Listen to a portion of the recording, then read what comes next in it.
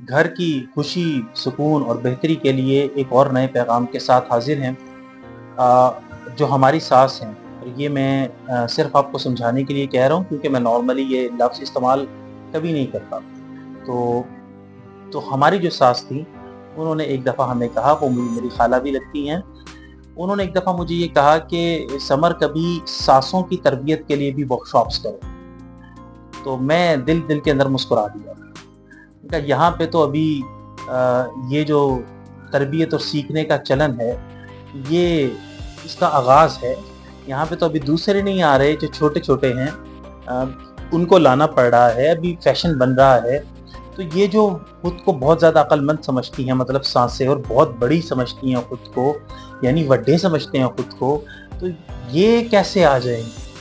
تو ان کے لیے تو بہت بڑا چیلنج ہے، ان کو یہ بتانا ہی بہت بڑا چیلنج ہے کہ ہمیں ساسوں کو تربیت کی ضرورت بھی ہے، کیونکہ ہم تو سمجھتے ہیں کہ ہم زندگی کے سب سے زیادہ عقل مند انسان ہیں اور ہمیں سیکھنے کی ضرورت کوئی نہیں ہے۔ لیکن کچھ بہرحال پیغام ضرور دے رہا ہے کہ اگر آپ یہ چاہتی ہیں نا کہ آپ کے گھر کے اندر سکون ہو، آپ یہی چاہتی ہیں نا کہ آپ کے بچے کی زندگی میں، بچی کی زندگی کے اندر سکون ہو، خوشی ہو، وہ اچھا آغاز کریں، اچھا گھر بنائیں، اچھا گھونسلہ ترتیب دیں، تو براہ کرم ان کی زندگیوں میں مداخلت نہ کریں۔ یہ ٹھیک ہے، چند اجتماعی اصول گھر کے ہو سکتے ہیں، لیکن براہ کرم ان کی ذاتی زندگیوں کے بیڈ پہ چھلانگ مارنے سے پرہیز کریں۔ مثلا کسی جگہ کے اوپر یہ تھا کہ تم لوگوں نے مغرب کے بعد باہر نہیں جانا، اب وہ عاقل بالغ ہیں، اس طرح کی پابندیاں نہ لگائیں۔ ایک جگہ کے ہاتھوں میں سوٹی پکڑ کے رات کو نہ بیٹھے رہا کریں، ان کو اپنی انگلی کے اشاروں سے چلانے کی کوشش نہ کریں۔ تو اس سے پھر ری ایکشن کریٹ ہوتا ہے، شروع کے اندر ایک کھینچا تانی شروع ہو جاتی ہے، کبھی ایک حد کی طرف ہم نکل جاتے ہیں، کبھی دوسرے کی طرف نکل جاتے ہیں۔ اس لیے اگر آپ یہ چاہتے ہیں نا کہ آپ کے گھر کے اندر خوشی ہو، محبت ہو، آپ کے بچے اور بچی اپنی کامیاب زندگی گزاریں، تو کائنڈلی اپنے تجربات ان پہ نہ تھوپیں، ان کو چھوٹی چھوٹی غلطیاں کرنے دیں، ان کو ان کی زندگی جینے دیں اور انہیں اپنے تجربات کرنے دیں۔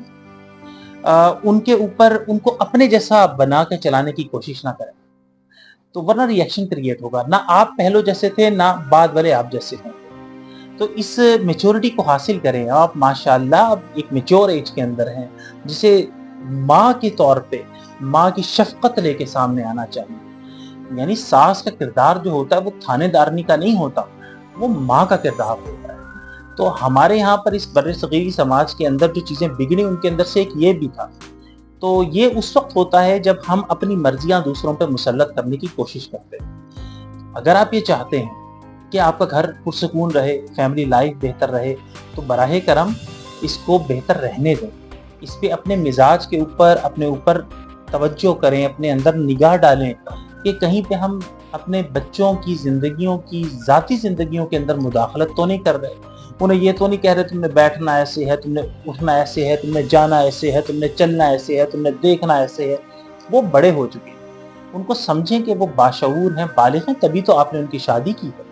اس لیے یہ پیغام دینا تھا، مختصر ہے، ہو سکتا ہے کہ آپ کو عجیب بھی لگے، لیکن میری درخواست ہے کہ غور کیجئے گا۔ امید ہے کہ جب آپ اسے گریٹر پرسپیکٹو میں دیکھیں گی تو اس بات کو صحیح پائیں گی کہ ہمیں اپنے اندر جھانکنے کی اور اصلاح کرنے کی ضرورت ہے۔ سبھی کو ضرورت ہوتی ہے، ایسا نہیں ہے، سبھی کو ضرورت ہوتی ہے، تو ہمیں بھی ضرورت ہے، ہر ایک کو ضرورت ہے۔